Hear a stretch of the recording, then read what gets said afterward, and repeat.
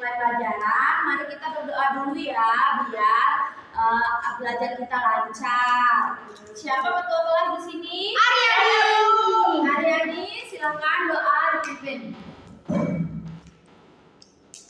Baik teman-teman, sebelum kita mulai pembelajaran pada pagi hari ini, alangkah baiknya kita berdoa menurut agama dan keyakinan kita masing-masing. Berdoa dalam hati, mulai.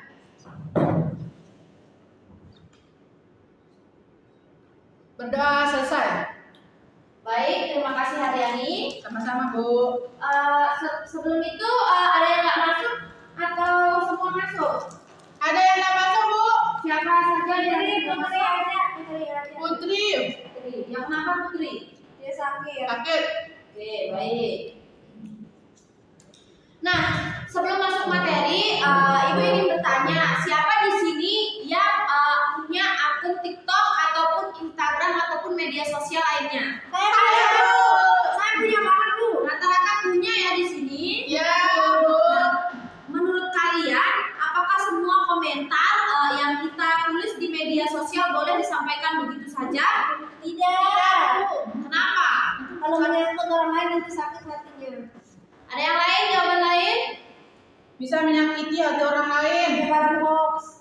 Ya, itu semua benar. Baik, dari jawaban kalian semua, kita dapat mengetahui bahwa menyampaikan pendapat memang merupakan hak setiap orang ya.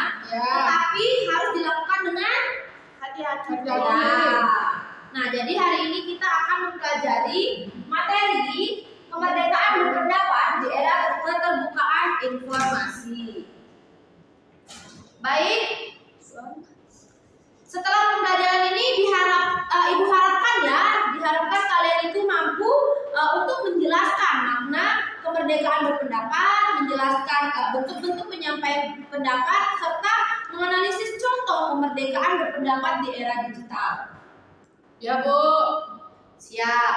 Nah, jadi untuk membantu proses belajar kita hari ini, Ibu menggunakan media pembelajaran berbasis Google Sites ya.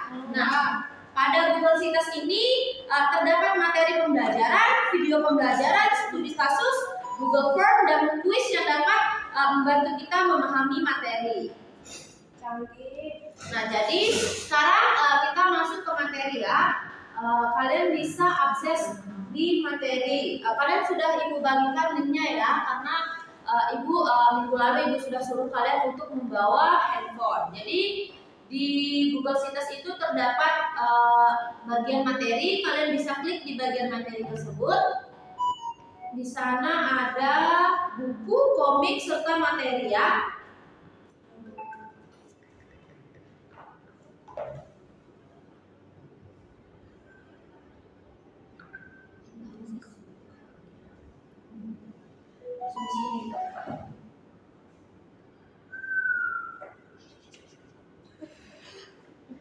Suara apa itu? Jadi kalian sudah buka ya materinya. Sabar Bu, masih ngelonding Bu. Ya, karena di sini apa namanya? Apa sih namanya, sinyalnya agak-agak ya? Iya, Terus itu jadi susah untuk membuka Google Sites. Oke. Lagi jelek sinyalnya Bu. Ya, jadi Ibu bakal kirimkan ini materi. Kirim di WA grup Bu. kita kan romak itu. Kan tadi Ibu sudah suruh minggu lalu itu untuk membuka, untuk membawa handphone masing-masing. Ya sudah Bu. Kita semua membawa. Ya udah.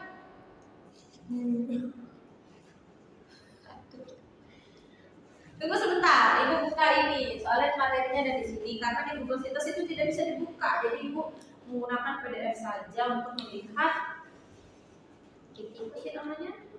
Ya materinya ya. Ada langsung.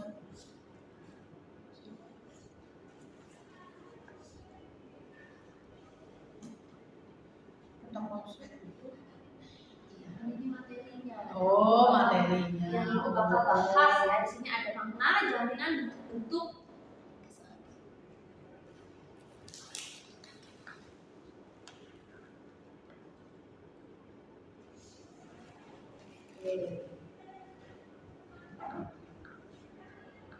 Nah, di bagian pertama itu terdapat makna ya. Makna mengenai makna kemerdekaan berpendapat. Nah, jadi kemerdekaan berpendapat itu adalah hak setiap warga negara untuk menyampaikan pikiran, gagasan, ataupun kritik, saran baik secara lisan maupun tulisan. Di dalam negara demokrasi seperti Indonesia, setiap warga negara itu memiliki hak untuk menyampaikan pendapatnya. Jadi, namun kebebasan tersebut harus dilakukan secara bertanggung jawab dan tidak melanggar hak orang lain. Jadi, kalau kalian memiliki saran untuk sekolah, apakah boleh disampaikan? Boleh. Betul, asalkan disampaikan dengan cara yang baik. Dan benar. Ya, bagus. Terus di sini ada bentuk-bentuk penyampaian pendapat. Selanjutnya secara lisan itu dapat kan di sini ada bentuk-bentuknya, ada lisan dan tulisan. Di bentuk-bentuk lisan itu ada pidato, diskusi, wawancara, demonstrasi atau rapat umum. Nah, kalau di tulisan itu ada surat, artikel, opini, poster, media sosial. Penyampaiannya harus tertib, damai, dan sesuai aturan. Jadi kalian bisa lihat materinya di sini ya. Di situ.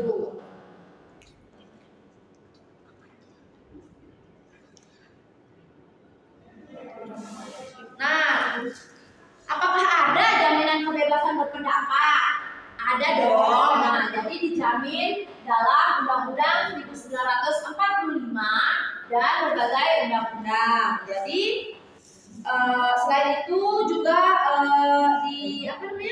diatur dalam berbagai perundang-undangan. Jadi dijamin pada Undang-Undang Pasal 28 ayat 3 yang bunyinya setiap warga negara memiliki hak untuk menyampaikan pendapatnya selama dilakukan sesuai aturan yang berlaku. Ibu. Ini bagus sekali. Ibu guru ngedit ya? Iya, ini guru ngedit. Bagus, Bu. Nah, selanjutnya ada keterbukaan informasi publik. Keterbukaan informasi publik adalah hak masyarakat untuk memperoleh informasi dari badan publik atau pemerintah ya. Jadi melalui perkembangan teknologi tersebut, informasi masyarakat menjadi lebih mudah memperoleh informasi gitu ya, sekaligus menyampaikan kritik maupun saran. Nah, selanjutnya Ibu akan menonton video. Semoga udah bisa buka videonya ya. Ini, Bu. Ini kalau nggak bisa nanti kita tonton, Bu, di HP.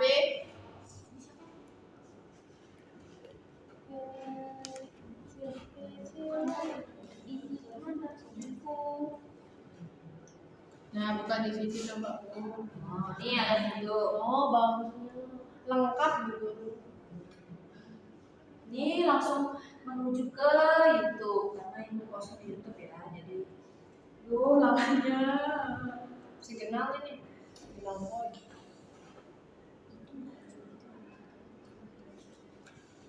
bentar ya. Ibu coba buka ya. Mesin ngeloading sebentar anak-anak. Ini dia agak-agak ini.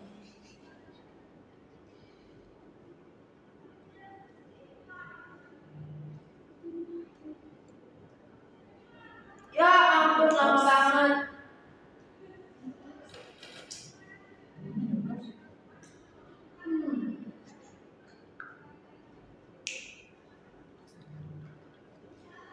Nah ini sudah ya videonya. Dulu menyampaikan pendapat itu seperti berbisik di dalam gelap.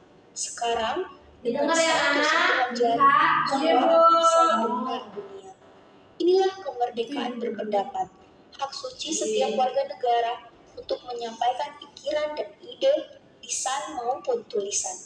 Di Indonesia, hak ini Ibu akan menjadi tanya, tegas apa oleh yang ada Undang-Undang Dasar dalam video ini? 1945.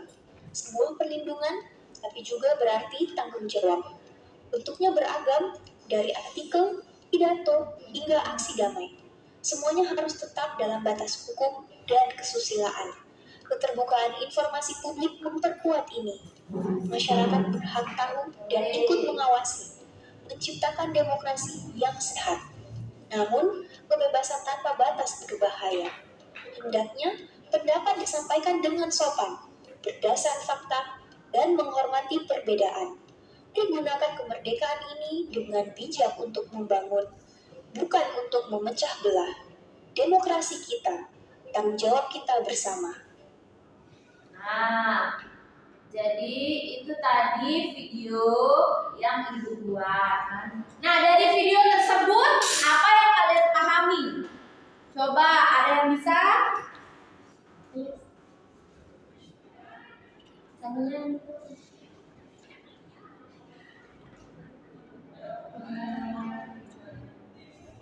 Dari video tersebut apa yang kalian pahami?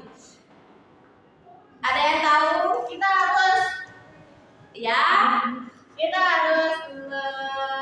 menjaga lisan kita saat berpendapat ketika kita di media sosial, jangan sampai menyakiti orang lain, harus benar-benar bagus kata-katanya, jangan kayak orang mengkritik, lebih ke saran sih, baiknya begini gini. Silakan. ada yang lain? Saya Bu. Ya, silakan Aryani. Ya, di sana tadi pas ya saya lihat videonya, kita disuruh menjaga atau menyampaikan pendapat secara lisan atau tulisan secara bebas dan bertanggung jawab. Tadi juga sudah disampaikan sama teman saya yaitu Sania Bu, sama juga pendapat saya kayak gitu. Baik, benar sekali, dua-duanya benar ya. Dari video tersebut kita dapat melihat bahwa kebebasan berpendapat itu merupakan hak warga negara ya anak-anak, dan juga harus dilakukan dengan sopan dan santun. Nah, jadi di sini juga selanjutnya Ibu akan menampilkan salah satu kasus nih, bukan kasus sebenarnya, komentar di Kemendikbudristek ya. Nah, ini ada yang berkomentar, halo Min, mau info web verbal di kayak tiap dicek pagi, siang, sore, bahkan tengah malam selalu down ya. Tolong segera diperbaiki. Jadi menurut kalian apa yang ingin disampaikan oleh pengguna web tersebut? Apakah keluhan, kritik, atau masukan, saran apa yang dia ingin sampaikan itu di sini? Keluhan ya, benar. Bisa keluhan, kritik juga ya, karena webnya itu down, jadi ada kritik, keluhan, dan masukan. Jadi masukan ini tolong segera diperbaiki. Nah, seperti itu dengan bahasa yang sopan dan santun ya. Iya Bu. Ya. Jadi kenapa komentar tersebut dapat dikatakan sebagai kebebasan berpendapat yang bertanggung jawab? Karena menggunakan bahasa yang sopan, santun, tidak menghina. Iya, benar sekali. Jadi komentar tersebut merupakan bentuk kemerdekaan berpendapat ya anak-anak, karena berisi kritikan dan masukan kepada instansi pemerintah. Jadi komentar tersebut juga disampaikan dengan bahasa yang santun. Nah, selanjutnya di Google Sites di sini ada Google Form ya, anak-anak. Ya, Bu. Jadi Ibu membuat Google Form ini untuk kalian itu untuk Ibu tahu sebagaimana sih pemahaman kalian terhadap materi yang Ibu sampaikan ini. Jadi nanti kalian kerjakan Google Form itu ada soal dan ada pertanyaan. Ada kurang lebih kayaknya 15 pertanyaan ya, ada esai sama pilihan gandanya ya. Ya Bu. Ya Bu. Selain Google Form, Ibu juga punya kuis ya. Kuis ini Ibu sengaja buat biar kalian itu ada games-gamesnya ya, ada bermain-mainnya ya. Ya Bu. Nah, Ibu sudah membuat kuis dari Quizy. Jadi kalian bisa akses lewat link Google Sites yang telah Ibu buat untuk kalian ya. Baik, terakhir udah sampai kuis ya. Jadi Ibu mau tanya nih sebelum Ibu akhirin, siapa yang dapat menyimpulkan pembelajaran hari ini? Angkat tangan. Kalau menurut saya intinya kita harus bijak dalam menggunakan media sosial. Kalau mau ngasih kritik yang sopan, yang bagus supaya bisa diterima sama yang lain dan tidak menyinggung. Betul, Mas Wana. Ada yang lain atau sudah cukup? Sudah, Bu. Nah, jadi dapat disimpulkan juga ya bahwa kemerdekaan berpendapat itu merupakan hak setiap warga negara ya yang dijamin oleh hukum. Jadi kemerdekaan berpendapat itu dapat dilakukan secara lisan maupun tulisan ya anak-anak, termasuk melalui media sosial yang kalian gunakan. Jadi saran Ibu, kalian menggunakan media sosial dengan bijak ya, berkomentar dengan hati-hati, dengan sopan agar tidak terjadi perpecahan atau perkelahian gitu kan, biasanya di komentar-komentar itu debat-debat yang enggak jelas gitu ya. Jadi di era keterbukaan informasi teknologi ini memudahkan masyarakat, jadi memperoleh informasi dan menyampaikan pendapat.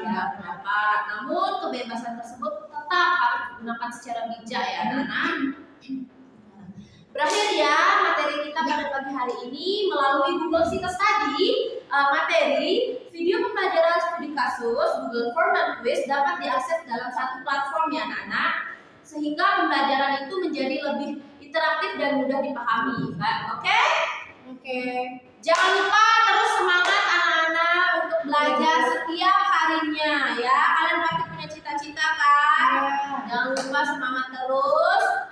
Materi Ibu sudah selesai, jadi Ibu ucapkan terima kasih untuk anak-anak yang sudah mau mendengarkan Ibu. Dan sampai jumpa di minggu depan anak-anak. Terima kasih dan selamat pagi. Pagi, Bu.